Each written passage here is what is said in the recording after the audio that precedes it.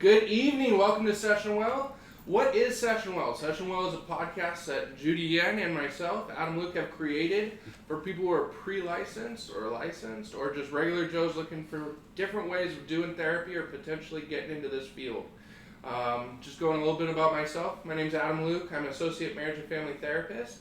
And I'm Judy Yen. I'm also associate marriage and family therapist. Thank you so much for joining us tonight. Shout out to my brother Fred Yen and Kira Studios for always making this podcast happen. If you're ever in need of a promo video, web design, or client lead generations, he's the guy to call. Perfect. Awesome. So who are all these awesome folk? They're pretty cool. So excited. They're awesome. We wouldn't be where we are without these people. Because if they didn't pass us, we wouldn't have ever registered. We would not be here. Literally. Literally. Yeah. It's true. So we are, for me personally, this has been an idea that we have wanted for a really long time. So we waited a year to have this specific podcast because we wanted to be around graduation time. So the reason we're so excited is because all three of these people are amazing supervisors and just mentors and colleagues and friends. And I think that for him and I and for a lot of the Hope community, we wouldn't be here without them. And so we just wanted to really put you guys kind of on the hot spot. And there's just so many questions as MFT trainees, associates that sometimes we're uncomfortable asking supervisors. Mm-hmm. So we just compiled a bunch of questions and people are just going to ask you guys and you guys can feel free to answer as honestly and openly as you guys want. You know, something that I just realized is if you've been watching us this whole season, every person we have had that has said they've graduated from Hope had points of contact with these three individuals. Mm-hmm. So if you've heard dynamic individuals on here, this is what happens when dynamic individuals work with dynamic individuals. So. And then basically when people found out that we were having all three of them the same night, they're like, that is a powerhouse episode. And we're like, I know. So we're super excited. So thank you guys for being here. You're right. Thank Thank you you for having us. Yeah, Would you like to introduce yourself? Sure. I need introduction. I am Susan Hastings. I am the program director and chair of the Marriage and Family Graduate Program at Hope International University. I have been working at Hope for 17 years, so I have seen a lot of grads and a lot of people go out into the field afterwards and have been a touch point in their lives, so I've appreciated that. I currently am in private practice at Renovari Counseling with Chris Williams and Jeff Ortiz you've had on here, George Garcia you've had on here, and then Jasmine Walker. You'll need to get that girl on here soon and enjoy that. And love what I do. Do supervision at Hope Counseling Center as well as doing supervision for Renovari. So. I'm Jason Odegaard, licensed marriage and family therapist. I'm the clinical training director at Hope International University. So my office is right next door to Susan's. I've been there for 15 years now. And then I have a private practice across the street from Hope, Odegaard Family Counseling, where I have a couple associates and been doing that for 9 years now, give or take. So yeah, that keeps me busy. I'm Teressa Wilcox. I also work at Hope International University, but I don't have a fancy title, so She's the overall badass of Hope International. We also teach there too, I guess. So I teach a few courses and get to supervise a couple groups of trainees at the clinic, which is really nice because it's always just the first time you've ever done counseling. These are kind of the people that I get to work with and super fulfilling. I do have a private practice also in Huntington Beach, and I occasionally have had a few associates here and there. Yeah. It's pretty much been, your private practice has been like the bat cave. You don't know who's working with Teresa. Right, you don't really know. And There's you'll hear sometimes working on a down low. A lot of creative contracts going on. Possibly working in Honduras. Maybe. Possibly. There you go. Yeah. Possibly. It's fun. Well, thank you so much for being here. Our pleasure. Yeah. So this whole reason why this podcast exists in this moment is because we've had people who are just entering practicum or who are just graduating, and they're like, I'm going out, I want to get my dream site, whatever that might be, or I don't know, I'm really intimidated by the interview process because for a lot of individuals that are starting this clinical journey, that can be a process of huge intimidation. I can remember myself, Yeah. because you're like, I really want this job, but I don't know what this person wants from me. Sure. Yeah. And sometimes this is our second career, so we know how to interview for a certain career, but we have no idea how to bring that skill into how do I make it sound clinically awesome, right? Yeah. So this is why we've got 3 people who are supervisors who've done it at multiple different levels. Yeah, and so we've asked a bunch of people, what are some questions that you guys have? There were way more than we have time for, so if you guys have more questions than the ones we covered tonight, I haven't asked you guys yet, but I'm just going to assume they'll come back. By the way, you're coming back. Wow. Yeah. Coming back. Good thing for you, we graduate twice a year. Exactly. So smart. So we're just going to kind of go through the questions. We might not have time for comments like live right now, but if we do, then we'll take them down and then we'll just ask them later. Okay? So our first question for you guys is, what do you look for when hiring an associate for your private practice? I'm super curious. You're curious? You don't have an answer? I'm curious what your guys are going to say. My very first thought was flexibility. Mm. I think that coming out of grad school and so many people in grad school have that idea of I'm going to open my own private practice and therefore I'll get the experience by being under supervision in a private practice, right? So they want to do that, but they also don't quite realize that in Southern California, the average intern gets 10 clients consistently in the first year, right? So you're not going to build up that caseload where you have 20 clients in 2 months or whatever and start making $2,000, $3,000, $4,000 a month, right? That takes time. So the struggle that I've always run into when I interview people is I've got this 40-hour-a-week job, but I want to transition into private practice. Yeah. To some degree that makes sense and that works because most clients want to come in the evening and all of that. But the struggle is, like I said, flexibility, right? You have plenty of clients who, I can only come in the morning or on my lunch break or Saturdays or, so I'm looking for that flexibility. And I know that over the years in my practice, the ones that have thrived have really been the ones who, aren't relying, like private practice isn't their sole income. So their spouse is working full time or something like that. So they've got that, I can come in and work and spend the rest of my day marketing and going places and talking to people, right? Instead of just actually seeing the clients and making the paycheck, right? So they have the time and the flexibility to build that practice and get that ball rolling. Because, once the ball is rolling, then there's a pretty steady stream. But to get it rolling, like I said, it can take a year or more, depending on the person. Okay. So it's kind of more like flexibility of not just their schedule, but also their need for incoming income.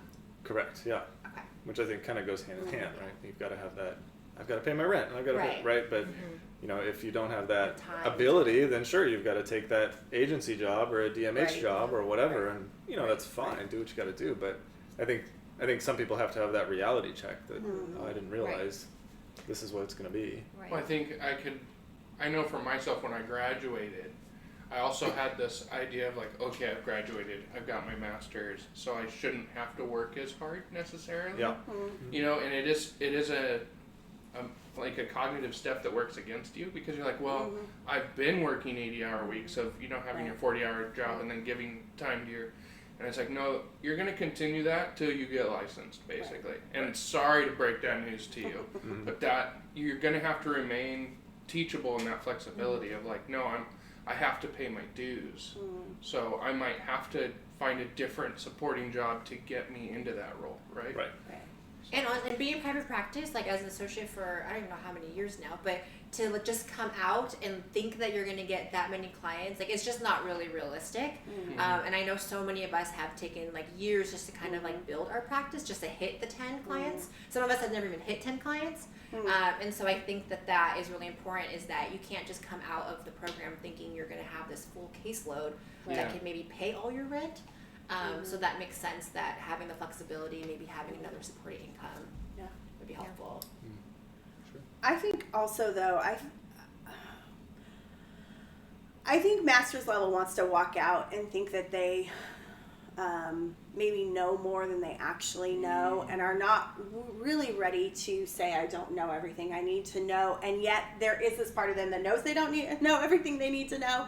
And so for Renovari, our focus has been trauma based. So most of us all are EMDR certified or consultants, and we do a lot of trauma work, mostly because the private practice owner, Chris Williams, is that's where his niche has always been. And so Renovari really does have a niche. And so I think it also depends where yours is a little bit more general. You see lots of different people, but you do EMDR as well. And right. And but we really, Renovari's niche and what we want to be known for is trauma. So if you're going to come and ask if I'm going to hire you and you have no trauma background, or trauma scares the right out of you, there's no way I'm going to hire you, because I'm going to need you to step in and be ready to go with the hardest thing, the thing that you don't think you can do, and do it. Yeah, can you sit with tens all day? Right? Can you? And so I think that also speaks to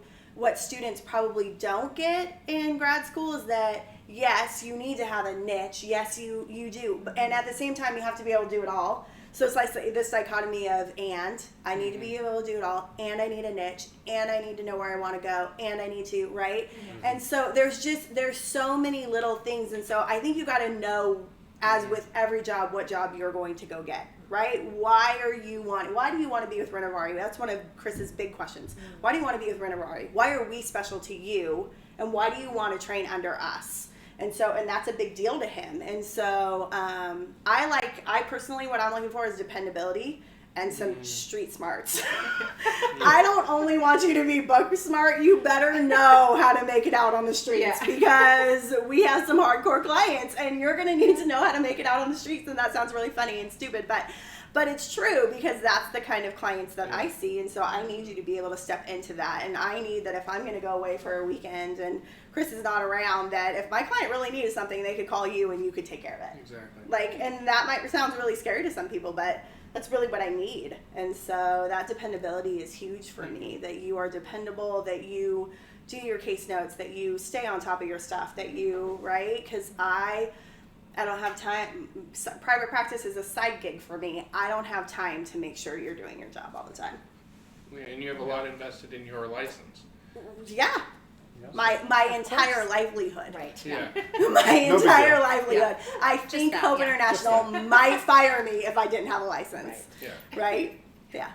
Just maybe. I do think, when people think about private practice and they come out of school, it's like, okay, I'm ready. Mm-hmm. Give me those clients, and I'm going to do this, and then, whoever will hire me, I'll go, and then I'll do something after that. And, to make private practice work, you have to be ready to invest in that community. Right. Absolutely. You're building your name, you're building connections. That's how you really get clients, right? People have to know you, know who you are, know they can trust you to begin referring, and you have to be willing to say, okay, I'm going to invest in this area, in this community. Yeah. And where I see people struggling is they want the private practice idea, but they don't get that you're building a name for yourself here. Yep. I'm building a name in Huntington Beach. So you want to go move out to Riverside after that, you're going to have to start over again. Yeah. So it is something where you have to think through, like, where do you really want to be? Why is this where you want to be? Is this what you want to be doing in your niche? All of that. Do you want that supervisor? Yeah. Yep. Yeah. Or the idea of, I think sometimes we get wrapped up, people hear private practice, they immediately think of the beach, doing whatever I want. People throwing money at me. Right? Like, it sounds beautiful, doesn't it? But the problem is, and it's not necessarily the problem, it's just something that comes with the lifestyle of private practice, is you are working when you're off. Yeah. Right? Yeah. And I've seen that through all of you, but I can also point out to Jason, like, I probably see him a lot in the outside world, and he's always finding a way of, how do I get more clients in? How do I build a referral network? And people don't realize, like, yeah, when you see your 8 clients for that day and you go home, you're still what can I do to generate, right? Right. Yeah. And it's not just I stop. And I will say, like, there's so much attention on media and promotion, and Psychology Today is great. Like, I get phone calls from Psychology Today. Great, they liked my picture, they liked what I had to say. But are they clients that are gonna come in and stay in? Probably not. 50-50. If Jason gives me a referral, I give Jason a referral, that person's going to stay, because I'm saying, hey, I vouch for him. He's a great therapist. you need to stick it out, and Yep. and they will, right? So Exactly. it is that relational piece is super important. Mm-hmm. Yeah, it's personal. And just to give an example, today I have a client that there's this big child abuse case, and the attorney called me, and she was like, I need to talk to you about this because it's going back to court and all this. And she's like, oh, and by the way, I want your contact information because I need to send you referrals because the mom of your client raves about you. She's like, and I need to send your number to a bunch of people. And I was like, fantastic, right? Yeah. Like, so That's what we want to hear. that's exactly what we want. And I think it's that word of mouth piece is just so powerful, right? It's like, if I know of a good mechanic, right? Like, Right. I'm going to send them to Adam, right? That's like, right. go- But I do therapy.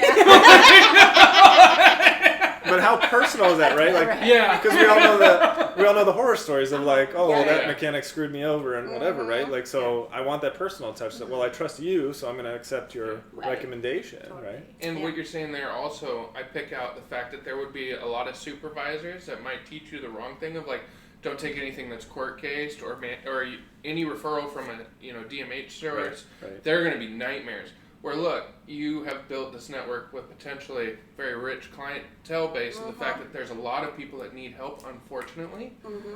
But you're a source. Yeah. Right. Where a lot of people will turn that way because it's too much work. Mhm. And it might actually be the niche that no one else is willing to fight for. You're right. Yeah. Yeah. So And also from personal experience, all my clients on my caseload was all referral based. There's maybe like one from psychology today. I'm not saying that marketing is bad, but the fact that like it is mostly from a friend, another MFT, a teacher friend. So I think it is super powerful. Yeah. Absolutely. Question number 2. Go ahead. all right. What are common challenges you see new MFT trainees or associates facing when entering the supervisor associate role? Well, for trainees, just generally completely scared out of their mind to actually have to sit with someone, Yeah. right? Just deer in the headlights. Mm-hmm. But you get over that. As you all know, you get over that part. Yeah. But it is hard to. I think it's really hard when you start to trust yourself and trust your clinical judgment. Yeah. You're second guessing, is this right, is this not right? And half the battle is, okay, you know the information. Trust yourself. That gut, whatever that's called, clinical impression. Trust that. Yeah. I can also, I know when I was sitting as a trainee, there was a situation of, like in my head, I knew a lot of the book knowledge, so I hated looking bad, right? And that's a part of the process. Yeah. And so when I would get instruction from my supervisor and I felt like I was getting lit up in front of 7 other people, and you're like, Never. I didn't have her as a trainee. Okay. I have her as an associate. Thank you. Thank you. Luckily, I could afford the therapy at that time. Anyways, it's not about me. It's about this process. But no, it was really that whole thing of like, okay, can I actually sit and take the criticism and realize it's for my benefit? Right. Right. You know? Yeah. Right. Yeah. Yeah. You got to be willing to stick your neck out a little bit. And you gotta allow yourself to be wrong, right? Right. Like Well, I didn't do yeah. the best. Like I'm not just. God did not ordain me as the best therapist there is. It's coming, but It's in progress. Right. exactly. And I was totally thinking, because Teressa was my very first supervisor as a trainee, and I was definitely like, oh my gosh, I don't want to look bad. And I remember just being really quiet. I don't know if she remembered, but like, because I was, I think, new to her supervision group, so everybody else in there had been with her for a few semesters, and I just didn't want to say anything. And so it kind of, and I think you gave me an evaluation saying, okay, like you need to speak up more, so like we can actually see your clinical skills.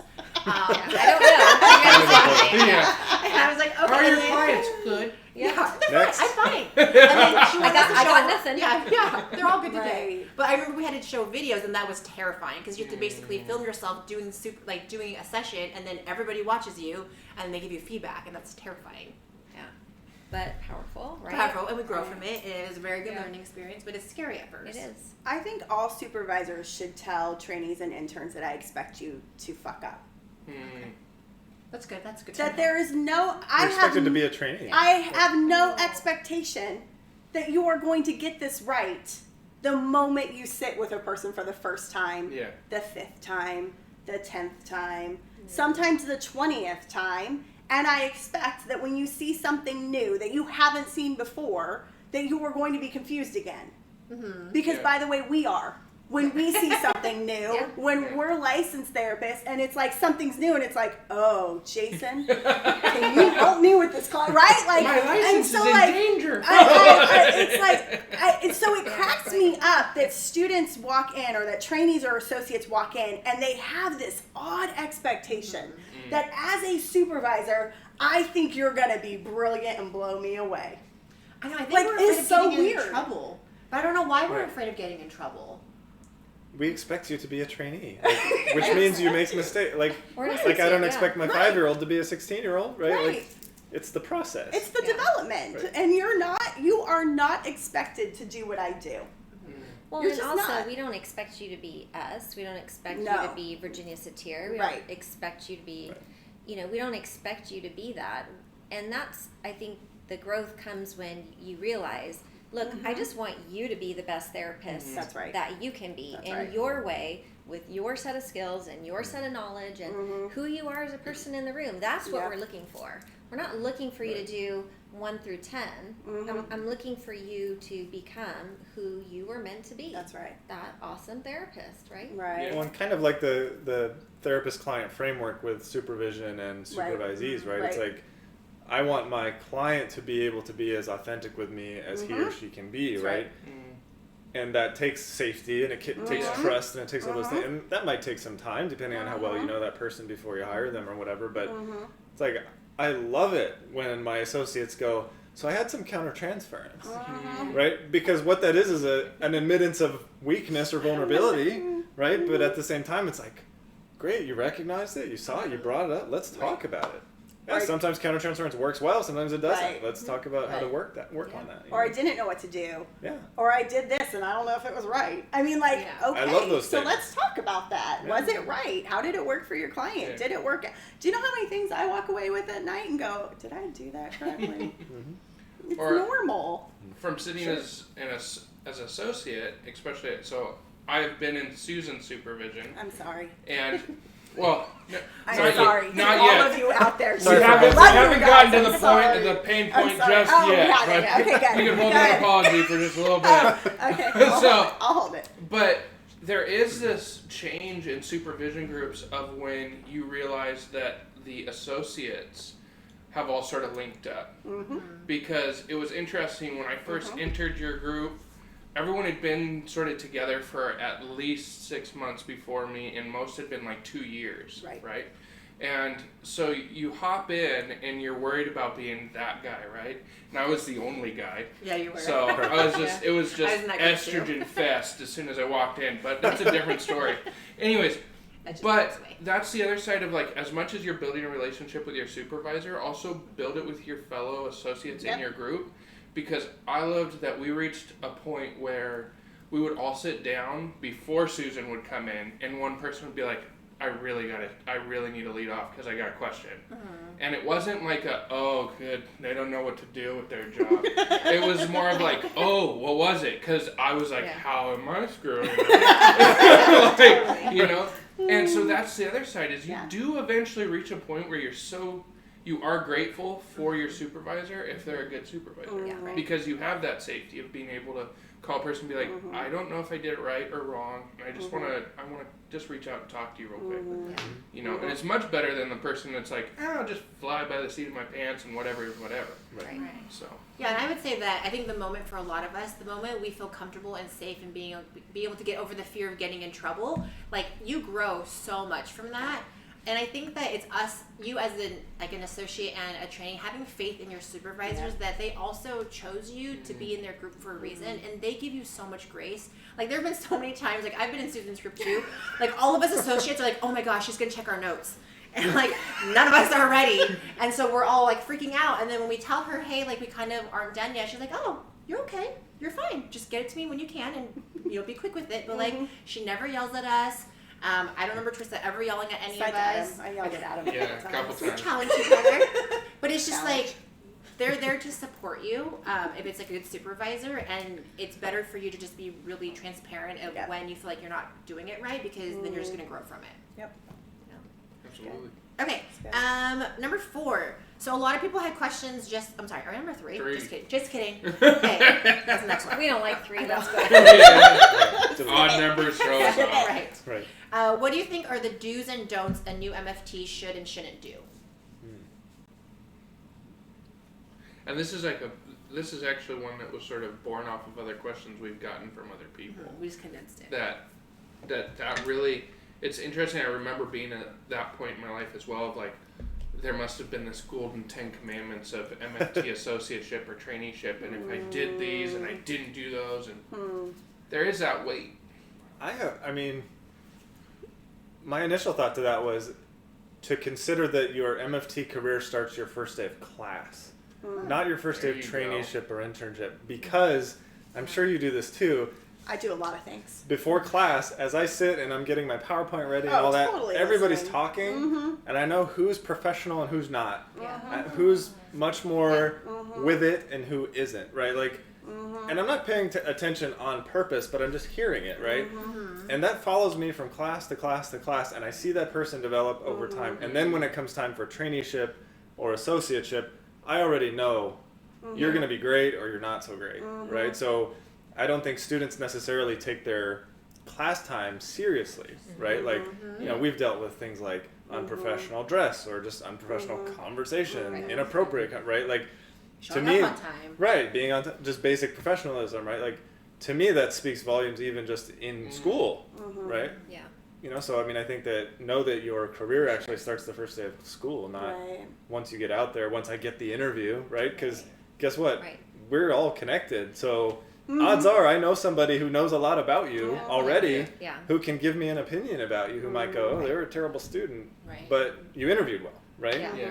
And guess what weighs more? Not the interview, So I would just give that as like a food for thought. For sure.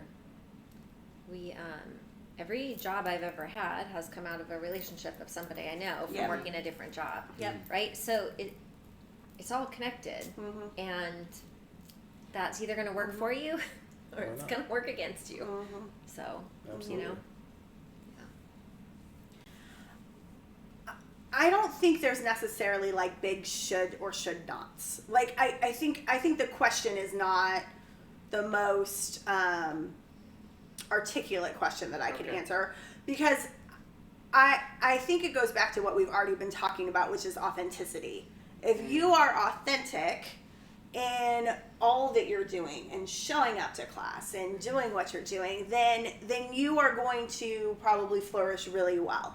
And so I think those that are trying to show me something that isn't real in them, we talk about the fake it till you make it moments of life, right? And therapy and becoming a therapist is not necessarily a good fake it till you make it in front of your supervisor. In front of your supervisor, you really have to kind of be more of an open door. These are my strengths, these are my weaknesses, this is what I know how to do, and this is what I don't know how to do, and I'm going to need your help in these areas.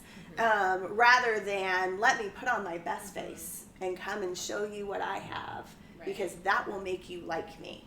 It is not about whether or not I like you. I want you to be a good clinician, whether I like you or don't like you. Right? In the grand reality, because you are working with people's lives and their lives are in your hand, and I want you to be a good clinician no matter what. So I think the question is not a great question in that it doesn't really, I don't think there's a rule book. I don't think there's a 10 options of things you should be in order to be a good therapist either. I think it's authenticity and genuineness and good loving kindness. It's all those Rogerian things. And I think you're a good clinician then, you're a good professor then, you're a good supervisor then if you can do those things. And I think what you're speaking to is the fact that when we're as trainees or associates, we focus on the wrong thing. Right? So we're looking for the do's and the don'ts. And really all that does is box us into something that's not good for us to begin with. Right. Because it doesn't matter. Right. Right. And you live in the life of the gray as a therapist. Yep. Right? I mean, it's hard to live in the black and whites as a therapist. And so, and as a supervisor, you all look different. Gosh, I'm glad you all look different. I'm glad there's a Heather Silva in my life. I'm glad there's an Adam Luke in my life. I'm glad there's a Judy, and I'm certainly glad that there's a Jasmine Walker. But they're all you guys are all very different and all very needed in the field, in the position that you're in. And so I think that's why authenticity and genuineness is so important. And that's what I want to see in my supervisees. I don't want you to give me fake. Give me who you are so I can best help you to become even better than who you are. And really what we're advocating for is for people to own who they are. Right. Because I can say I've had supervisors at times that wanted me to sort of manufacture myself into something that I wasn't. Right? And it wasn't, it's interesting as therapists, we work from strengths-based, right? And be like, okay, strengths first. And you can have at times supervisors that are like, well, no, you want to be this. And it's like, I'm an elephant. I can't climb a tree. Right. Like, that's not going to happen. That is not going to be my I'm a gig. fish, I'm not going to And fly. they're like, trust me, climb the tree, it's going to work for you. And all you do is snap a tree and look stupid. Like, but that's or harm somebody else in the making of trying to be Yeah. something you're not. Right. Exactly. We've been like nailing all these. Do we want to skip ahead to, because like the next, Okay, yeah. because we've been at, so the next questions that would have been coming is, what would you tell, how can I get hired by you? What makes them a perspective? A lot of people had questions about like, how do you hire me? How do I get hired? Right. How do I get that job I want? Like, how do I enter your private practices? Or what was it about the people that you guys did hire? Like, what did they possess? But we were talking about like flexibility and that kind of stuff. But is there anything else that you guys wanted to add? I would say I have my eye on you from the moment you walk through my program the first time.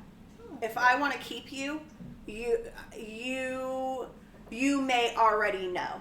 And not because I have favorites, but we have more that fit us better than others. Right? It's like children. My comment, yeah. Right? Like children, we don't necessarily supposedly like one child more than another. But you two have children, so I don't know what to say about I it. have no comment. Right? All the girls are like, "Hello, mom. Which one is it?"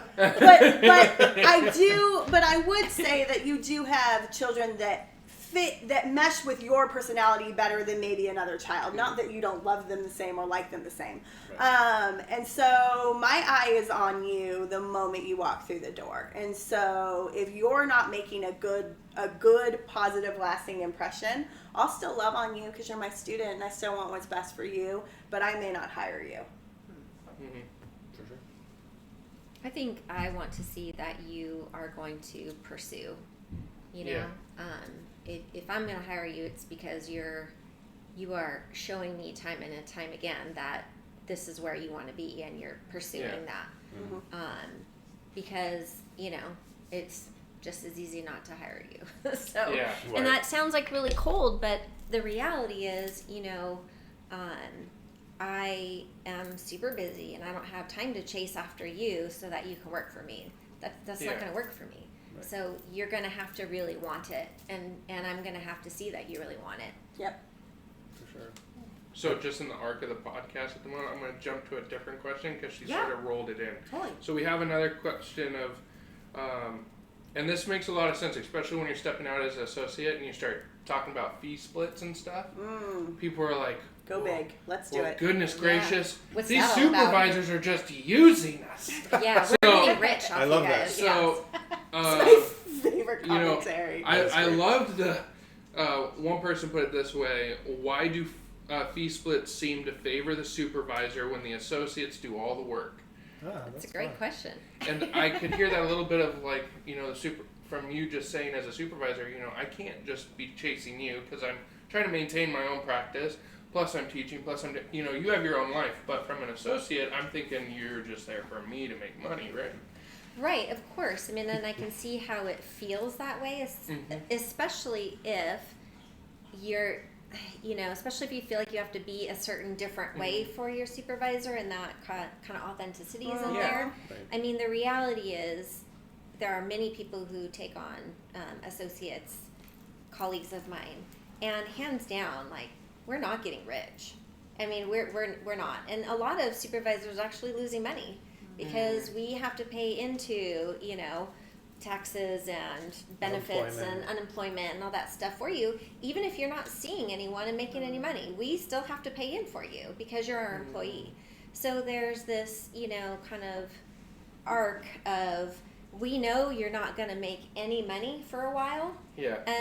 And we're picking you because we are confident in you that you can not only be a good clinician, but a good private practice person, right? So we're kind of, giving you this opportunity to flourish. Mm-hmm. And not every person flourishes, right? So it takes a really long time to actually make any money off of anyone. A really long time. And sometimes you never do. Yeah. Mm-hmm. So, I mean, I get if you're not understanding all that, how it seems like we're making money off of you. But, I mean, you buying a new house somewhere, I don't know about, Jason, because you're making so much money. No, I totally agree. I think He's got good boundaries and doesn't tell anyone shit. Exactly. My fee split is 90-10. I pay minimum wage. No, I totally agree. I think that, I mean, a lot of times people don't consider, or associates don't consider, like, well, I'm spending this hour to do supervision with you where I could be seeing a client, Yeah. which could make me $100 and some. My regular fee is about $130, so that's $520 a month, right there. Oh wow. Okay, so that, and then consider things like disability, Social Security, all those things we pay into, right? My wife and I did the math on this a few years ago on like what's the break even point roughly if your intern has $100 client. It's about 7. So if they have to see 7 clients per week for me to break even.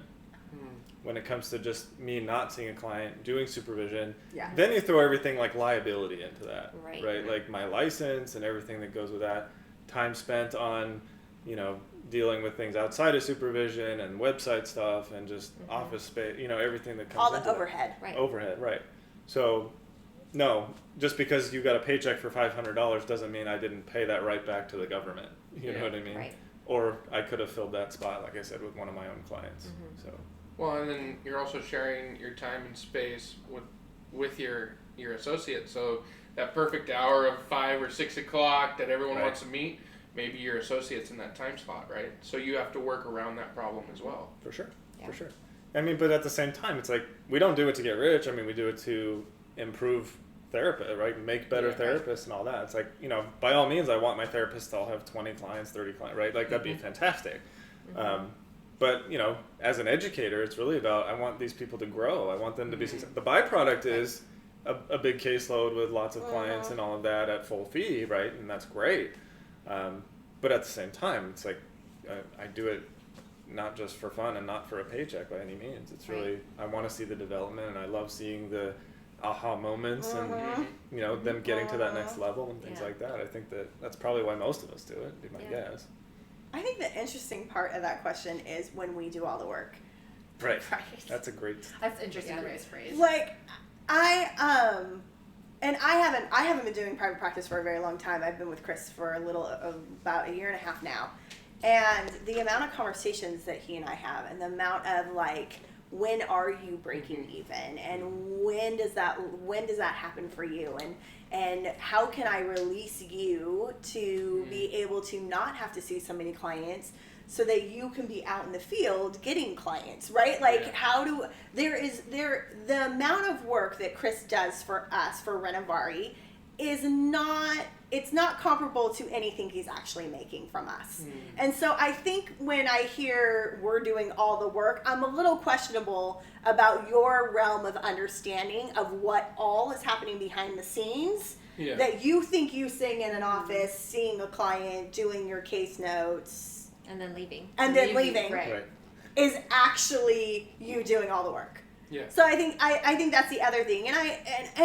And at the same time, like, I also can see from the perspective of the split is high or the split is low or the split is whatever.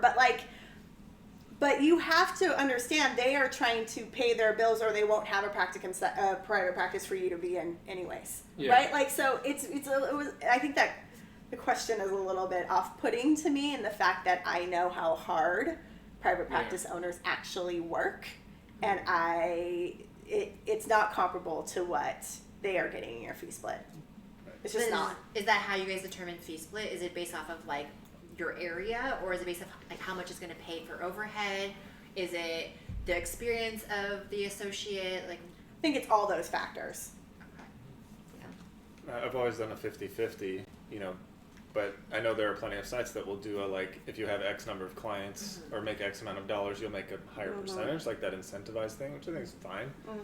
For me, it's just been easier math-wise to just, Yeah. Right. yeah. Right. More things to do behind the scenes, right? If you have to calculate a different percentage what you're making, Right. Right. But I think also, like, we don't really, in our program, we come out with a degree in psychology, not a degree in business. Right. So this is like all For the sure. stuff that you, like, you know, I don't know about you guys, like, I had to learn by the seat of my pants, right? Because nobody taught me how to have a business. So you know, you start learning all this stuff that really is a lot of work outside of the 1 hour of therapy.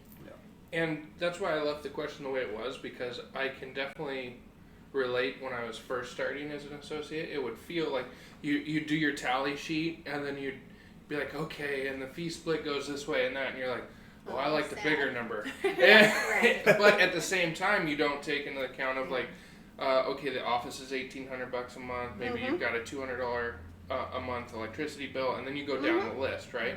And then we get to the good old malpractice insurance, and it's like, oh, camp doesn't do that, like, and so all of a sudden you're like, well, no, there's all this money that's put out, but it's very easy.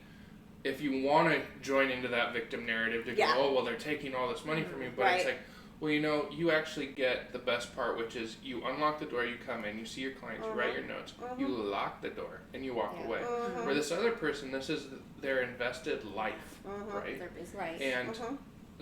And that's sometimes we forget that as an associate, and I think it's something that Judy and I have talked a lot about as we get closer to the license part, of like, sure, we were in, you know, AAA ball, but we're about to go into the majors, and there's a different level. And you get more respect for sometimes looking at certain supervisors in the past that you may have been more critical of.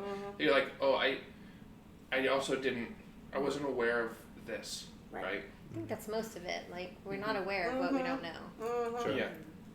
Absolutely. So then, do you guys in your private practice have, like, a certain criteria of how many clients your associate has to meet, and, like, if they don't meet it, are there certain reasons as to, like, why you let them go, or do you just keep working with them until they hit a certain number? You know, like, they're awesome. I don't know if you I can operate see, in the back but- cave. Exactly. Like, how That's do you, confidential. yes, that's all confidential. like, what if you just have an associate that just can't, I guess, like, produce a lot? I don't know. Yeah, I mean, over the years, I've modified my, like, hiring process as well as, like, my contract, and Okay. my contract as of today is you need 5 steady clients in the first 3 months or you're out. So I want to see the motivation, I want to see the efforts, I want to see what they're doing to actually get consistent clients. So that's my push for them. That's why I smirked at him, because I knew it. Oh, okay. I didn't know you had that in your contract. Well, I hope what people hear what Jason's saying, because at least it's what I'm hearing, is he's not being cold and callous. This is what I need. Yeah. But for some, they'll be like, well, they didn't give me a chance. Well, it's like he just talked about, I'm losing money while you're trying to do this, and I understand there's difficulties in life, but sometimes you have to make the hard decision of, right, you're not going to take food away from your own family to help someone in their career. Right. And I've had a spectrum of interns over the years where it was someone signs up with me, we start working, and then all of a sudden they've got 8 clients, 10 clients, 12 clients, right? Like, and it just flows, and it's wonderful. And then I've had others where they do the exact same thing, and then I've had 1 client for an entire year, right? And it's like nobody's calling, or they come once or twice and then they leave, right? And like, well, something's off here, right? And so through all that evaluation, that's part of why I give kind of this stipulation. But, you know, I think that the most common fallacy of associates, or in private practice at least, is, well, if I set up a website, if I get on site today, if I get a video from Ernesto or somebody, I'll get clients. Clients will come. And If you build it, they will come. Yeah. And that's a total lie. That's a Field lot. of Dreams does not work in Kevin Costner. You It's all his fault. Or I think associates think, well, if I go work for Jason, he has plenty of clients. He'll just give me his overflow. Yeah, he'll Right. give Right? me. Yeah. Right. Which Right? I Because, you know, I mean, which is like, if we have it, that's great. It's a win-win for everyone. But if you're not having that abundant overflow yourself, there's nothing to pass on, you know? Right. And it's Exactly. seasonal. Absolutely. Right. Have you noticed anything for the associates that have flourished? Like, what is something specific that they've been doing? So there's one unanswered question, and it's that. So take therapist A and therapist B. I have a website, I have Psych Today, I have Good Therapy, I have a video, right? Like, they can do all the exact same thing, and their website can look the exact same, right? But therapist A will get 10 clients in 3 months, therapist B will get 1. I don't know how to answer that question.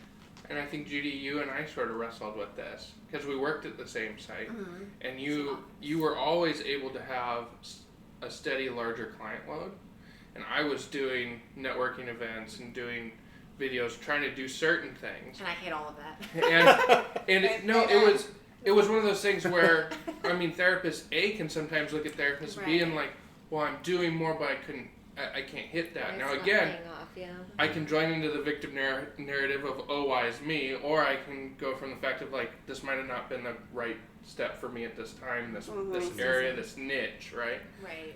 But that's the hard part. And I want people that, if you ever have that moment of therapist A, really scan yourself and make sure you're putting in the work you say you are. Right. And if you really are, then maybe you're going to have to put that dream on hold for a moment and go somewhere else, get your hours. Because I do know, even though I haven't been 100% in private practice in the last year and a half, I've also grown as a clinician through those other jobs. So don't deny yourself the potential to grow just because I want to be private practice. Sure.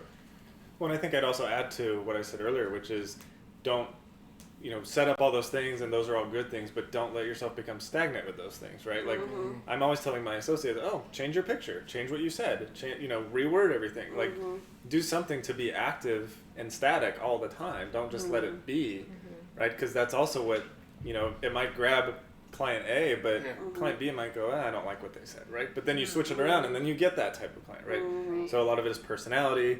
I don't know how many times people call me or my wife in particular, and they call and they go, well, there's just something about what you said, or there's something about your face, or there's something about, right, like, that just grabs them, and you just look like you can help me.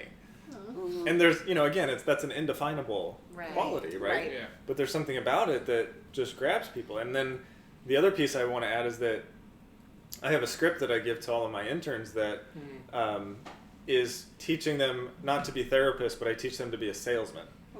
Because the first phone call is about sales. It's not about therapy, right? Like, I teach them to, like, because how many times do we get the phone call of, like, hey, I saw you on Psychology Today. How much do you charge? Do you take insurance? And I love those questions because I ignore them completely. So, oh yeah, how much do you charge? And I go, oh, tell me where you're calling. And they love to tell me that story, right? So 5 minutes of the story, me giving some empathy, hey, here's what we could work on, here's a basic treatment plan. And then I go, when do you want to make an appointment? And they go, oh, I'm available this day. Great, I'll see you then. By the way, my fee's $150. Okay. Smart. No longer is the insurance question on the table, right? It's about selling at that point. It's not about being a good therapist, right? I got to get them in the door, right? And I think that's a piece that we miss. Well, but you're using your good therapist to get them in the door. Sure. Rather than it being about money.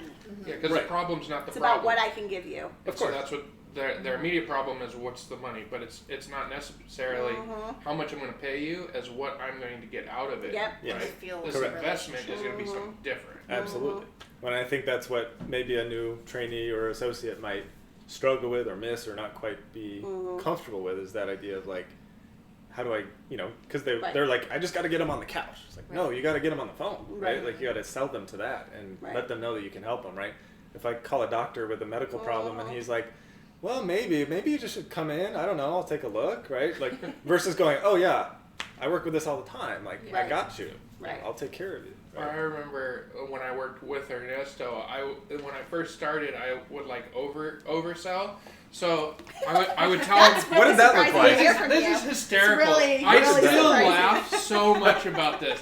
He'd be like, okay, I'm sending you a referral. And so I would get a referral, and so I'd spend 45 minutes on the phone. Oh my basically, God, that's a 45 minutes. have a session and they never come in. Why? You fixed them, you idiot. Yeah. So you have to have, like, okay, why don't you come in? Because we can sit there and I thought I had to prove so much to this individual why they want to come in. Right. They had their free session and they just didn't do the 7-day trial. So you got to whet the appetite. Yeah, exactly. So Wow. I always laughed on that one. Still do. That's funny.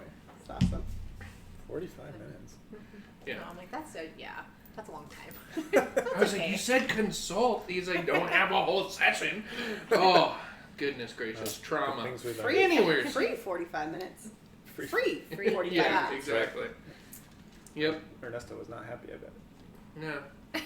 We'll move on. Anyways, God, this went dark. So, all right, how about this one? And I wanted you guys to be able to sort of speak on this. What are the challenges of being a supervisor? Because we don't really get to hear that, right?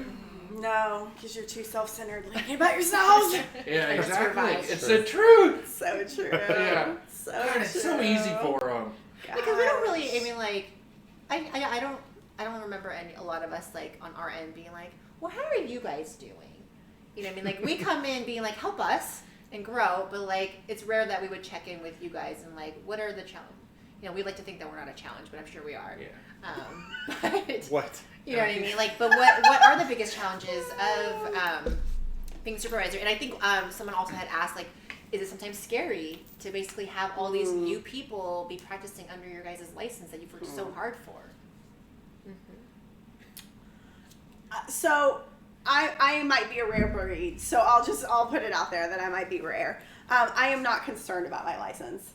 So I don't, you're a trainee and, or you're an associate, and your level of, you know, being prosecuted is going to be under that, you know, small level. So it's more about me doing it right than you doing it right at that point. Does that make sense? So I haven't ever really been scared to be a supervisor. There have been supervisees that I've been concerned about their developmental level and them maybe not progressing as quickly as I would like to see them progress, and having to pull myself back, just like I tell my associates to pull themselves back with clients if they're trying to move too quickly forward. I would say the biggest challenge is your anxiety. Which we have a lot of. Which you have a lot of. Mostly because I'm not anxiety driven. Like, that's not how I work. And so I probably come off a little bit as callous sometimes, where I'm like, I said it yesterday in supervision, I'm not worried that client's going to kill themselves. And the therapist is like, right? The They're more trainee's worried like, than you are. okay, well, that makes me feel better, right? But you can't tell if it really made them feel better, right?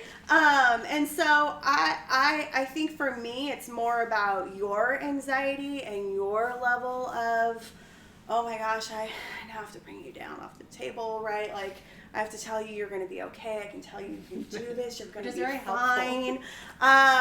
So for me, it's sometimes the necessary caretaking piece of trying to, like, bring you back to the earth that is, for me, more challenging just because that's not how I'm built. So it's hard. But the rest of the stuff is just, maybe I've been doing it too long. It's just normal. And it's like, I'm ready for your development to move forward and through, and for me to start asking, Adam, what did you do with that client? And me not having to say, I think you should have, right? Because really, you know, I've had associates from beginning to end, and the development is normal. So. I don't think you're rare. Okay, good. You're not worried about your license either? Not really. Okay, I feel really like, good about that. Like, think of, like, worst case scenario. Like, we always joke about, like, don't sleep with your client, right? Like, just don't do that. Like, don't just do that. stay out of the hot tub, Yeah, right? Like, right. Or any other that was our place phrase that we used to say. Yes, Right. stay Stay out of the hot tub with your Sure. clients. Right, You'll be fine. don't do that. And if you do that, that's your Right. associate registration that's going to Right. be gone, right? Right. It's not necessarily me. Right. You know, so. Oh, so you have a fall person. No. I'm just No. giving you. I'm just giving you a hard time. No. Like, understanding the law Yeah. helps, right? Right. Sure. Like, I think I mean, on a general note, I don't worry about my license, but I know when I first started, I kind of like, okay, I got to understand all this. How does it work? Because do I need to dig around and figure out what you're doing so that I'm not liable? And when you really understand, no, Right. I don't. Like, Right. if you don't tell me and you're doing something really shady on the side and I never know about, I'm not really responsible for that. Yeah. There's Right. a lot of freedom in that. Yeah. Right. I think what's the most challenging for me is that, you know, just like seeing clients, right? For the most part, everything's great. You get like one or two that really, we're not a good fit. Yeah. Mm-hmm. So I think when you unfortunately have a contract with somebody and you're not really a good fit with them, Mm-hmm. and it's like towards the end of the contract and you're counting how many more supervisions you have until they leave, like that's really bad. I don't like that so much. And it doesn't happen, it's not a majority. I mean, Yeah. it rarely happens, but you know, it does happen. And so that's the other piece that when I was sort of reading that question the first time is, I would imagine if you were really concerned for your license, that person would not be under you to begin with. Not if right? they're an associate. And so yeah, Teresa even- has trainees though. So, Yeah. you know, sometimes they are there and there's a difference between somebody who is learning, Mm. right, and unaware, and that's expected, Right. Yeah. right? I don't worry about my license. I worry about the person who lies to my face and that I've caught doing something else, right? That's where it gets like, you know, okay, Yeah. mental note. Concerning. And make sure I do everything and consult, and you know, it is what it is, but that will stay with me for a very long time, you know, and then I try to get a job with Jason, and Jason asks me, hey, do you know this person? Let me tell you a little story. Yeah. Yeah. So. Yeah. For sure. If you think supervisors aren't talking about you, they are. That's what I always tell like the PD2 students too. It's just or PD1 too. Is like we all like they see you. Kind of like what you were saying earlier. Like in class, like your profession starts the moment you enter class. Like we do all see you and we do all talk. And if you're making a bad impression to one professor versus another supervisor, like people probably are gonna find out. And so it's just kind of like do your job well. Yeah. And But really, 98% of the time, it's the other Right. way. Like, Right. like 98% I love of the this time. person. They're Yeah. doing great, Right. tremendous growth. I mean, when people leave, like, I cry too. Like, just spent a year together, you know, and I'm super proud, and it's awesome. Yeah. And, you know, 98% of the time, Right. it's awesome. Right. And then we just had one last question just because of time. Kind of more as like a supervisor to us associates. What should associates look for in a supervisor? Like when they are starting to go and try to get hired, what is something that we should, because there, I mean, like, just like there's not great, like everybody's a great associate, there's not always great supervisors. Yeah. Sure. I know I've had one, Yeah. at least. And so have I. I would say that, I mean, I think that, Sorry, I was trying to. You're like trying to I put was it trying to together. think of Jason's. So I was who's like, screwed which up? one? Dude, I think I know which one you're talking about. maybe, I I don't think know. I. I love it. See, this is how close Well, knit it's everyone is. it's Like, a Well, it's it's true. true. Oh, That's sure. true. you know. That's true. Well, I think it's important to look for somebody that you feel comfortable with, right? Like, as a supervisor, I want you to be able to come to me and say what you need to say that's maybe vulnerable or scary or risky or whatever, right? Like, I want it to be safe. I don't know how many times I've heard stories of trainees or associates saying, my supervisor did this.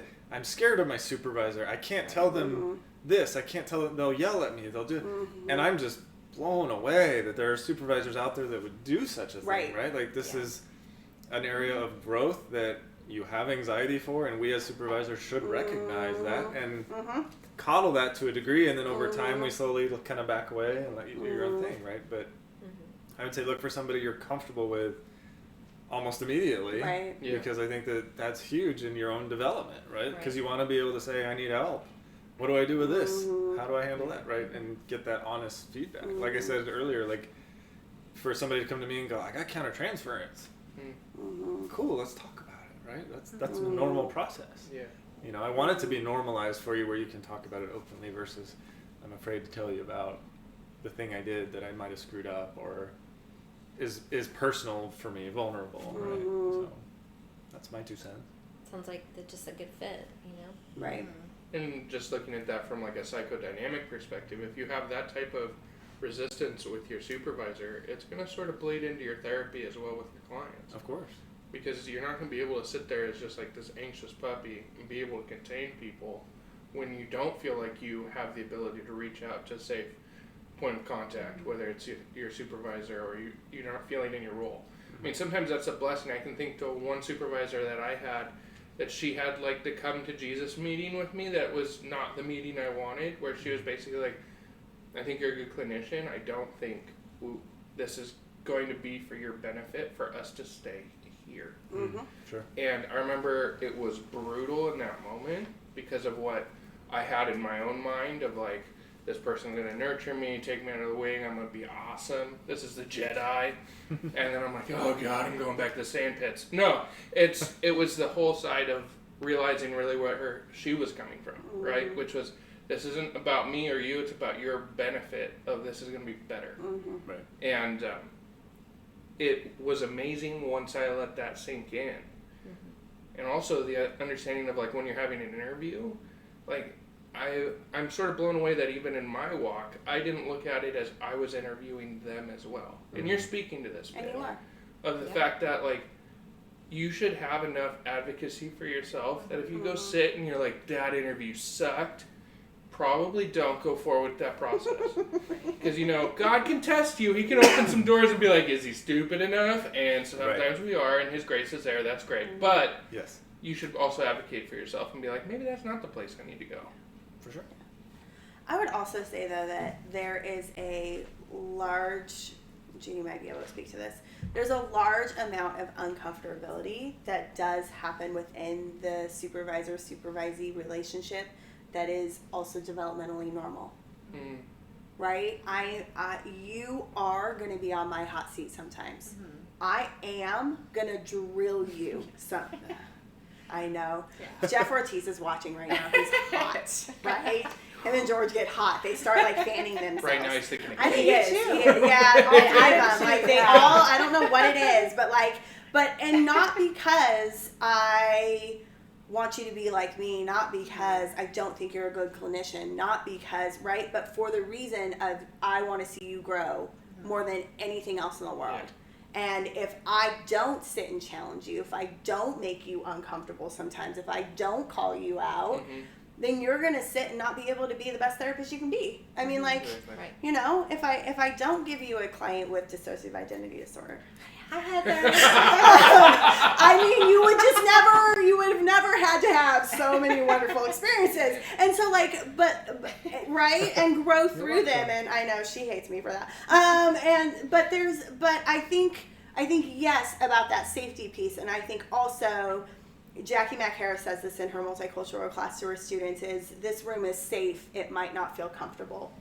And so I think safety is about, I can trust Susan to know that if she is pushing on me, there's a reason she's pushing on me, and she's pushing on me because this is a growth area that she's not going to let me get away with. Yeah. Right? Because she's going to try and help me to be the best therapist possible. And that's my goal. Like, I don't want you walking out and being a bad therapist, whether you're a student in my class, whether you're a trainee at the counseling center, or whether you're an associate at Renovari. Like, that's my biggest fear is that you wouldn't be the best therapist you can be. And so I'm also going to sit and challenge you and make you hot and make you want to crawl in a hole and not ever talk to me again sometimes. And, you know, that's part of the process too sometimes. Yeah, I think that speaks to a bit of also if you've, I'm not telling people to just like drop their supervisors, but I'm saying if you've had anyone that goes, oh, well, I've never had an argument with my supervisor, I've never had this tiff, I then would sit on the other side and go like, how much have they challenged you? Like, if this person, Right. this person Were was you just, quiet for 6 months? wow, that was some shade. Anyways, no, but it's that side of like, it's gonna happen, and like you said, it's developmental, it's natural, and it actually falls in with the safety bit. The more that supervisor actually feels you're worth their time and their attention, they're gonna do that, and it is to grow you. But sometimes it can feel very defeating, especially when all of a sudden they just like gut punch you. But so, you know, how many times would a rose bush elect to be pruned? Yeah. Right? Right. You have to do it. Right. And that's a difficulty. It reminds me of like good coaches. Yeah. You know how you know your coach thinks that you have potential is because they actually are hard on you. If they ignore you, they don't see anything. Yeah. Right? So in supervision, if you're the same as when you started, I haven't done my job. Right. And so you growing also makes me grow. Like on the other end, we're growing too because there are a set of life experiences or expertise that you have that I don't have. So we are all growing, and that's the point. Right. And the parallel process, I mean, that's what they teach in supervision courses. This is a parallel process. As they grow, we grow. Same thing with clients. As the client grows, we grow, right? And so it is a parallel process. So I am still trying to become a good supervisor. I'm not perfect. I don't do it all right. We have that right? on tape, right? I'm not perfect. I say it in class be all a the loop. time. I'm not perfect. I'm I not don't do it all right. And so I think also one of the things that has been important to me, especially recently, is if something's going wrong with our relationship and you're my supervisee, you have to tell me, because I can't always know. And so I need you to come up and be honest with me. I need you to give me feedback, and I'm not scared of your feedback. I would appreciate your feedback more than anything else. And so I think if we keep thinking about that parallel process, everyone in the room is growing. Yeah. Everyone in the room is growing. Well, thank you guys so much for being here. Thank you. You like fulfilled all my dreams. Exactly. Wow. This Then is we very don't cathartic.